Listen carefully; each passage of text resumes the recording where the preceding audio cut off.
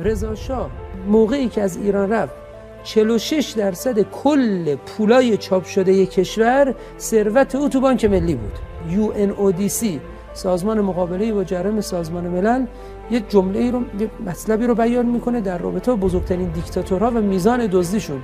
میگه گفته شده که محمد رضا فقط موقعی که داشت از ایران میرفت حداقل 35 میلیارد دلار اختلاس کرده. اون موقع بودجه نفت ایران 20 میلیارد دلار بود. اما شما حضرت آقا رو نگاه بکنید، جزء ساده زیست‌ترین افراد، به قدری ایشون ساده زیستن که حتی مخالفین و دشمنان ایشون هم اذعان میکنن. آقای مهاجرانی که خب منتقد حضرت آقا است، خودش میگه به عنوان منتقد ایشون شهادت میدم که یک نقطه خاکستری، نه نقطه سیاه، در زندگی ایشون و خانواده ایشون نیست. آیت الله خامنه‌ای رو میشناسم، به عنوان منتقد ایشون اقرار میکنم که یک نقطه خاکستری، حتی نه تاریک، در زندگی اقتصادی ایشون و خاندانش نمیشه پیدا کرد.